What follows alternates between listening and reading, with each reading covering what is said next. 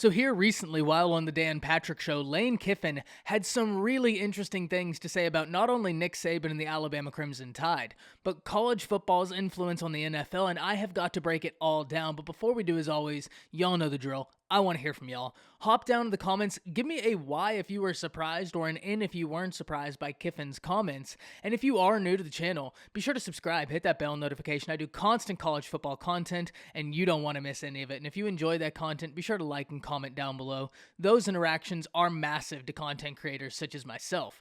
But with all of that being said, let's dive straight into this because Kiffin has become known as kind of a character within the SEC. He usually has some quirky, funny things to say. And because of that, a lot of people are interested when he speaks. But while on the Dan Patrick Show, he had some really interesting things to say about Nick Saban and the Crimson Tide.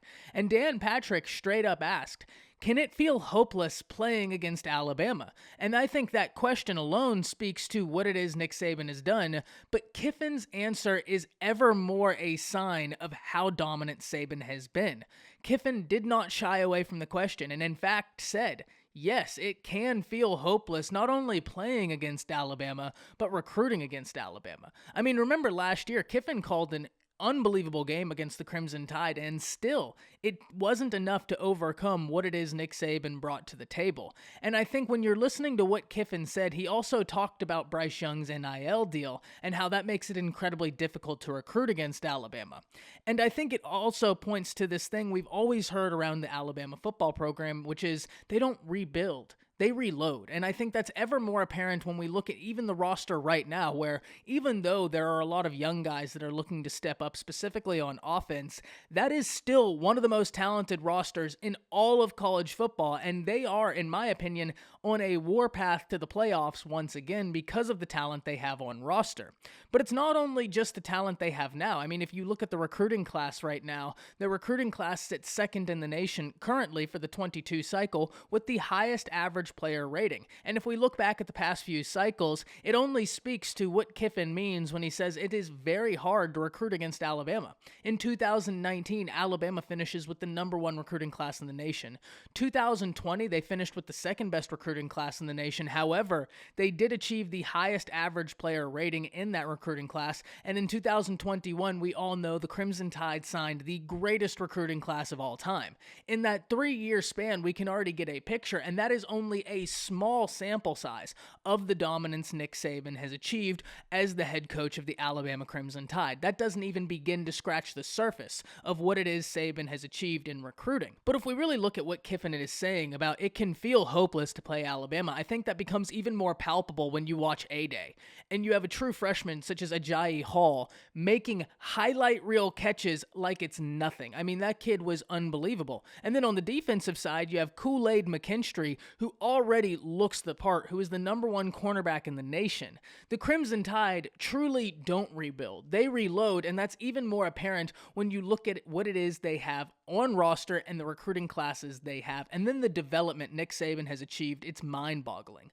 The next thing I really want to talk about is Kiffin even talked about how Saban dropped that bit in there about Bryce Young's NIL deal. Kiffin said that when your backup quarterback can achieve about $1 million in NIL before ever starting, that even makes it even more difficult to recruit against Alabama. Forget about the dominance they have achieved. Forget about the national championships. And as crazy as this is to say, forget about the development. The simple fact that NIL is here and Alabama features a player who's already about 7 figures in and hasn't started a game speaks to what it is Alabama can achieve and the marketability of the Crimson Tide. And that's exactly what Kiffin is speaking to, that the Alabama market has saturated and permeated college football because they are at the top. And because of that, the marketability of the players is higher because they have way more brand recognition. But that isn't also the only time we've heard some coach say this. In fact, David Shaw spoke to this when he said, when he was asked about Bryce Young's NIL deal, David Shaw said, I don't think that that's a market. I think that that's Alabama's market. And what he was meaning is that's a product of what it is Alabama has been able to achieve because they are on national TV. They have so many games. They are so recognizable that marketability permeates to the players and they can profit massively. And that is an Alabama thing. I'm not saying Alabama is is alone in that, but they are uniquely positioned in the NIL conversation because of that, with a few other institutions who are going to benefit from this NIL more than others, if I had to guess. But if we talk about what it is, the last thing Kiffin said that I thought was so intriguing, because it really spoke to one of the reasons I believe Kiffin thinks Nick Saban is so great. And it's something I've talked about, why I think Nick Saban is so great. You know, we can point to any myriad of factors as to why Nick Saban is the greatest head coach of all time. I mean, we could do the championships, the first round draft picks, the development rate, the way he's ran a program, the way players speak about him afterwards, the effect he has on not only football, but the institution as a whole is something Kiffin spoke about, that he has had such a profound effect on the actual University of Alabama. Kiffin even went as far as to say that he isn't paid enough, which can sound crazy when you're talking about how much Nick Saban makes, but when you talk about what it is he adds to that university, that was Kiffin's point. But the ultimate thing I'm building up to in this conversation, and what it is Kiffin said that really piqued my interest in why I think Nick Saban is clearly in a class of his own, was his willingness to change. Kiffin talked about how Saban didn't shy away from bringing Kiffin in to revolutionize the offense. Saban was worried about what this modern offense was going to do and what it could do to his defense. So instead of trying to fight it, what did he do? He joined it, and he saw how he could modify his defense to be more effective against that offense while simultaneously giving his team a better chance at success by transitioning to an offense that he wasn't even the biggest fan of. But he was cognizant enough to realize where college football was going, and personal feelings aside, he was going to do what it took to be successful, and that is the mark of someone who is truly special in their pursuit of greatness. And that is exactly why, in my opinion, Nick Saban is the greatest of all time. The rings help. The development helps. The culture helps. That's all a brick in the house that is Nick Saban being goated.